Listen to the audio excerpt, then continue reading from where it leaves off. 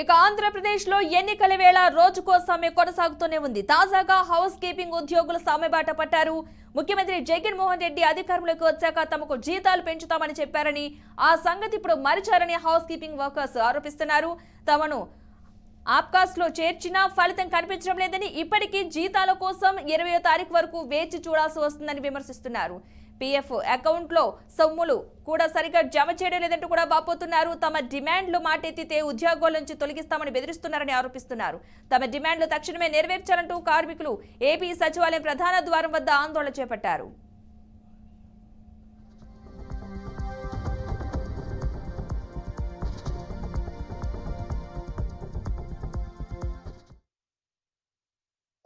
సంవత్సరాలుగా అసెంబ్లీలో అట్లాగే సచివాలయంలో పనిచేస్తున్నటువంటి హౌస్ కీపింగ్ వర్కర్స్ 154 మంది ఉన్నారు.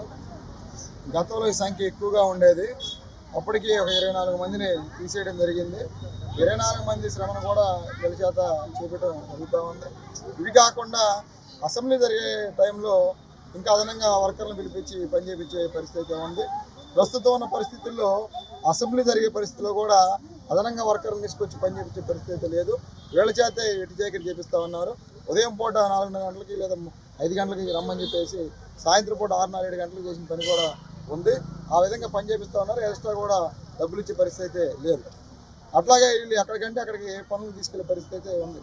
గతంలో సెంటు సెలవు ఇస్తున్నప్పుడు ఈ రాజధాని ఏరియా మొత్తాన్ని కూడా అసెంబ్లీ వర్కర్లు తిప్పారు. అట్లాగే మొన్న విజయవాడ అంబేద్కర్ స్టాచ్యూ ఓపెనింగ్ అప్పుడు అక్కడ తీసుకెళ్లి పని నడిపారు. ప్రభుత్వం అధికారంలోకి రాకముందు ప్రభుత్వ రంగంలో పనిచేస్తున్న వాళ్ళందరినీ కూడా కాంట్రాక్ట్ అవుట్సోర్సింగ్ కార్పొరేషన్లో మేము తీసుకుంటామని చెప్పేసి చెప్పారు.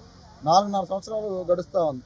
దానిలో భాగంగానే మేము పేరునేని గారిని కలిసినప్పుడు మిమ్మల్ని అందరూ కూడా కాంట్రాక్ట్ అవుట్సోర్సింగ్ కార్పొరేషన్ తీసుకుంటామని చెప్పేసి స్వయాన సీఎం గారి క్యాంప్ ఆఫీస్ ముందు సీఎం గారి ఇంటి దగ్గర కూర్చొని భరతరెడ్డి గారితో పిఏ గారితో మాట్లాడి వచ్చినప్పుడు కమిషనర్ గారు కూడా మేము 154 మంది తీసుకోవడానికి మాకు ఎటువంటి ఇబ్బంది లేదు కాబట్టి మేము తీసుకుంటాం అని చెప్పేసి కమిషనర్ గారు స్వయంగా ఒప్పుకున్నారు.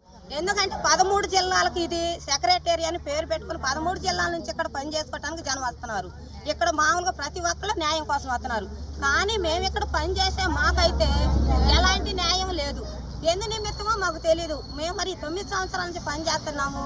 మరి గత 4 సంవత్సరాలు మరి సీఎం గారు అయితే మా దగ్గరికి వచ్చి తనంతటా తాను అసెంబ్లీ జరుగుతున్నప్పుడు అమ్మ మీకేం కావాలి అని అడిగినప్పుడు మాకు జీతాలు చాలని జీతాలతో ఉన్నాము అని అనగానే మాకు వెంటనే అప్పుడు 8,000 జీతాలని 12,000 చేశాడు.